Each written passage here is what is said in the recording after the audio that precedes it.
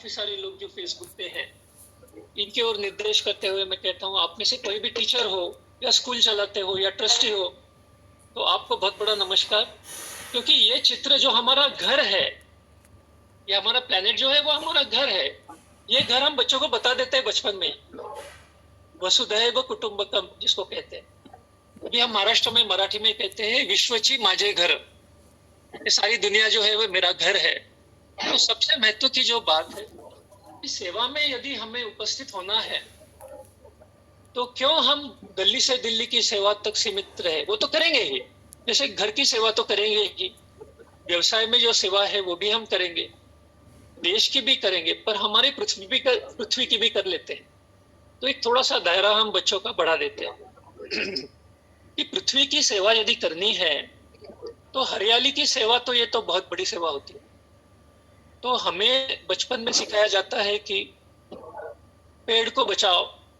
अभी बच्चे ही नहीं तो सारे बुजुर्ग को भी हम मीडिया में से बताते रहते हैं, पेड़ को बचाओ, पेड़ लगाओ, पेड़ बचाओ, पेड़ लगाओ, पेड़ बचाओ।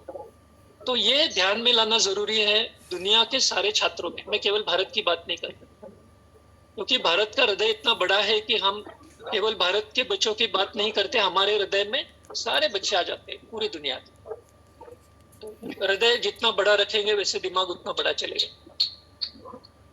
तो पूरे हृदय की गहराई से मैं ये कह रहा हूँ, हम बच्चों को जब सिखा रहे पेड़ को बचाओ, तो हम जमीन के पेड़ों का चित्र बता रहे हैं। तो जमीन पर जो पेड़ है वो ओनली 30% हरियाली है पृथ्वी की। ये जरा ध्यान से सुन लेना, क्योंकि हम टीचर भी है, हम पेरेंट्स भी है, और हम जब ग्रैंड पेरेंट्स है तो फिर हमारे ग्रैंड चिल्ड्रन को भी सिखाना पड़ेगा। तो हमारी कोशिश है कि स्कूल्स में ये बात लाए। स्कूल के छात्रों के जो किताब रहती है भूगोल नाम की, ज्योग्राफी की किताब में ये लाए कि जमीन पर जो हरियाली है, जो पेड़ जमीन में मूल डालते हैं, ये 30% हरियाली है, वो 30% ऑक्सीजन देती है, और 70% जो हरियाली है वो समंदर में है। तो यहाँ पूरा अनदेखी हो रही है, और वो जो हरियाली है समंदर की, वो प्लास्टिक से मरती है। जमीन की हरियाली, लोहे की जो हथियार रहती है, कुल्हाड़ी रहती है लोहे की, उससे जमीन की हरियाली मरती है। पर समंदर की हरियाली जो है वो प्लास्टिक नाम का जो हथियार बन गया है हमारे हाथ में, इस्तेमाल करने के बाद हम इधर उधर फेंक देते हैं। तो हम हमारे प्रेजेंटेशन में बच्चों को जो दिखाते हैं वो आपके आगे पेश कर रहे हैं। हम हाउसिंग सोसाइटी में भी यही स्लाइड शो बताते हैं। हम आईएएस ऑफिसर्स के लिए भी हमारा जब लेक्चर होता है तो हम यही चित्र बताते हैं, क्योंकि बच्चों के साथ साथ बड़े लोगों को भी ये पता नहीं है क्लियरली कि समंदर में 70% हरियाली है, उसको भी बचाना है, और वो समंदर की हरियाली भारत के नक्शे के बाहर की है। तो हमें भारत का जो डेफिनेशन है वो मन में, मस्तिष्क में, हृदय में, और हमारे कृति कार्यक्रम में, हेड, हार्ट और हैंड्स, इसमें हमें भारत की व्याख्या बदलनी पड़ती है। भारत के भीतर का पानी और भारत के बाहर का पानी, ये भारत है। My nation plus blue nation, blue nation यानी कि समंदर, my nation plus blue nation is the true nation. सही यदि देश देखना चाहते हो दूरदृष्टि में, तो मेरा देश और नीला देश, ये क्यों भाई? तो मेरे देश में जो नदियां है वो एक साल में पूरी समाप्त हो जाती है, पानी उसका खर्चा हो जाता है। तो समंदर बारिश भेजता है। तो जैसे मैं फ्लैट लेता हूं तो मैं पूछता हूं कि वो हाउसिंग सोसाइटी में बड़ी टाकी है क्या? नहीं। तो मैं केवल मेरा फ्लैट और भीतर की टाकी नहीं लेता, मैं मेरा फ्लैट, भीतर का पानी और बाहर का पानी दोनों देखता हूं। तो आज से जब हम भारत कहेंगे, या समझो हम रशिया में है, रशिया कहेंगे, यदि हम अमेरिका में है तो हम अमेरिकन कहेंगे खुद को। तो देश की व्याख्या बदलनी चाहिए। अमेरिका और नीला देश, रशिया और नीला देश, यानी अभी सारे छात्रों को यदि ये सिखाया जाए तो सारे अलग अलग देश के क्यों ना हो, उनका नीला देश एक ही रहेगा। तो सबका एक ही नीला देश है जो समंदर है। तो हमारी कोशिश है कि यदि सारे छात्र आज जो स्कूल्स में है दुनिया में 1 बिलियन है, इनके आगे यदि हम नीला देश सिखाए और नीले देश का सेवा कार्यक्रम उनको आज ही सिखा दे, और ये बच्चे यदि नीले देश की सेवा में भी काम करें, अपने देश की सेवा तो करेंगे ही, अपने देश के भीतर की हरियाली की सेवा तो करेंगे ही, पर नीला देश जो है, जो सबका है, तो अध्यात्म में जिसको अद्वैत कहते हैं, ये देश भी मेरा है, मैं ही ब्रह्म हूं, तो ये समंदर भी मेरा ही बन गया। तो समंदर की रक्षा हम सिखाते हैं। इसका नाम छोटा सा रखा है सागर मित्र। तो मैं आगे जाता हूं।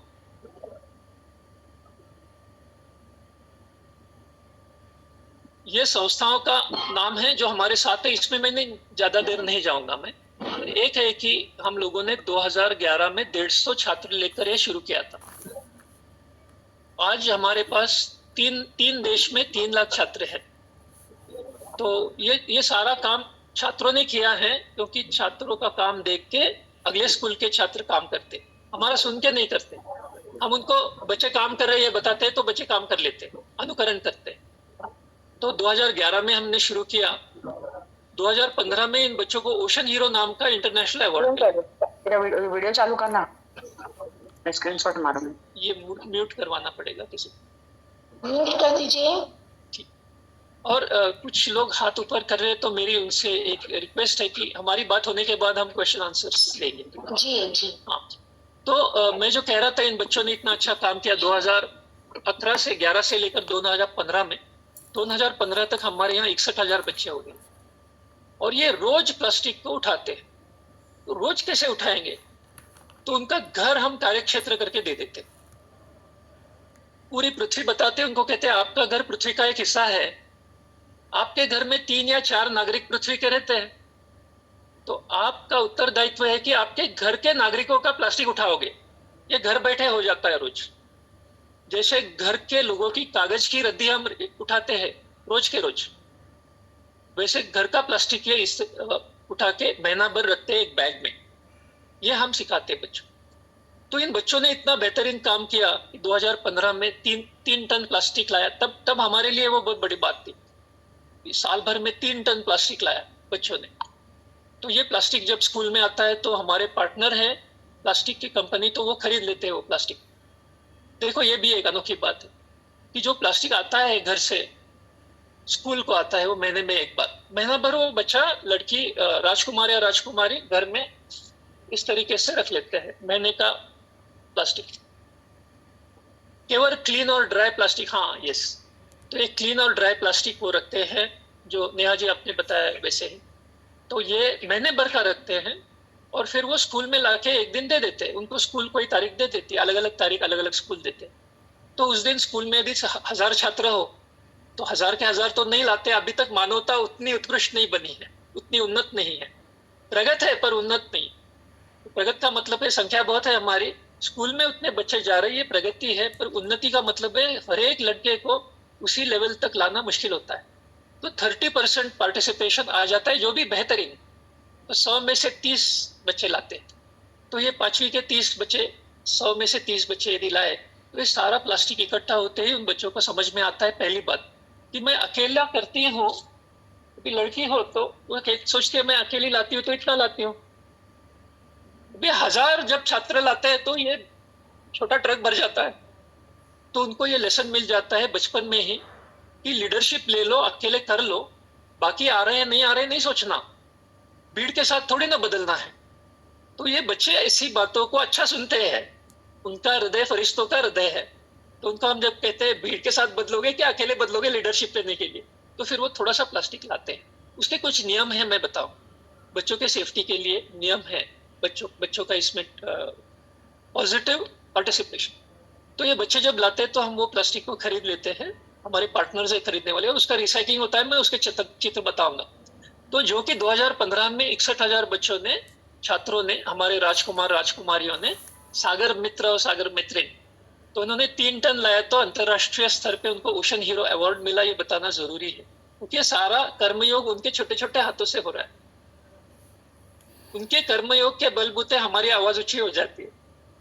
सारे ये छोटे फरिश्ते कर रहे हैं।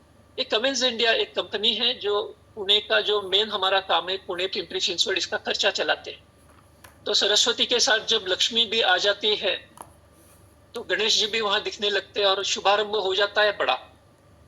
तो जैसे एक लक्ष्मी का ज्ञान का काम हो रहा है और सरस्वती जी का, वैसे कमिंस इंडिया उनकी पूरी ताकत से हमें, ताकत का मतलब केवल पैसा नहीं है, वो उनकी प्लानिंग भी हमारे साथ लगाते थे। उनके जो मैनेजमेंट के लोग हैं हमारे साथ बैठते 3-3 घंटा, और हमें मॉडर्न कॉर्पोरेट टेक्नोलॉजी है, टीम मैनेजमेंट की, ये भी सिखाते। देखो काम तो बड़ा छोटा है, मैंने ऑलमोस्ट आपको बता भी दिया है कि घर में एक महीना भर साफ सुथरा प्लास्टिक इकट्ठा करते, स्कूल में लाके देते।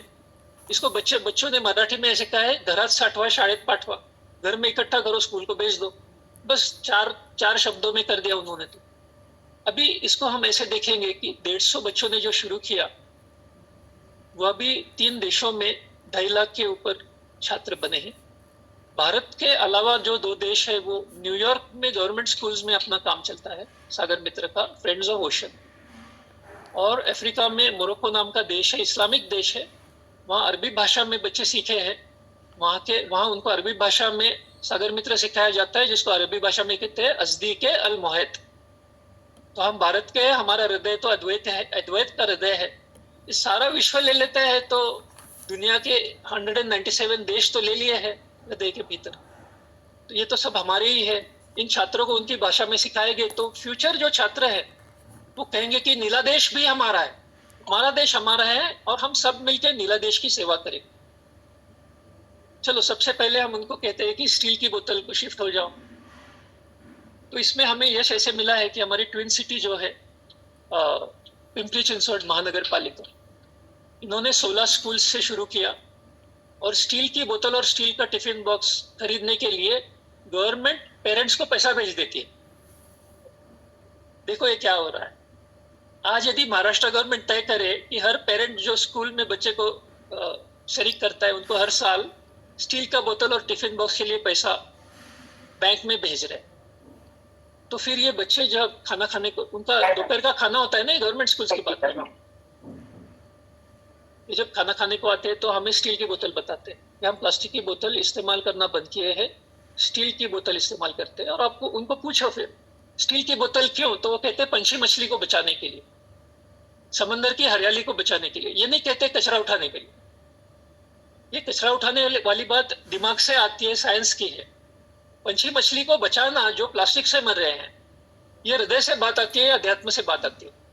तो ये लड़के महीने में जो प्लास्टिक लाते थे, वो अभी डेली स्टील की बोतल इस्तेमाल कर रहे।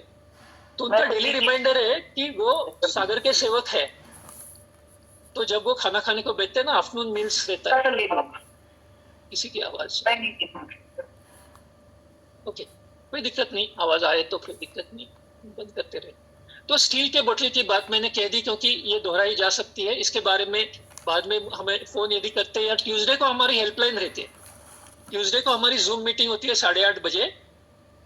तो आप में से प्रमुख 2-3 लोगों को हम उसका लिंक, यूनिवर्सल लिंक है वो भेज देंगे। और कोई भी प्रश्न हो, आप अब से लेकर अगले 20 साल, हर ट्यूसडे को पिछले 3 साल के लिए हम 2 लोग वहां बैठे रहते हैं हेल्पलाइन पर, और जूम पे बैठते तो चेहरा देख सकते, वो फोन वाली हेल्पलाइन नहीं। और अभी 3 साल तक हम हर ट्यूसडे को सक्सेसफुली बैठे हैं 2 घंटा।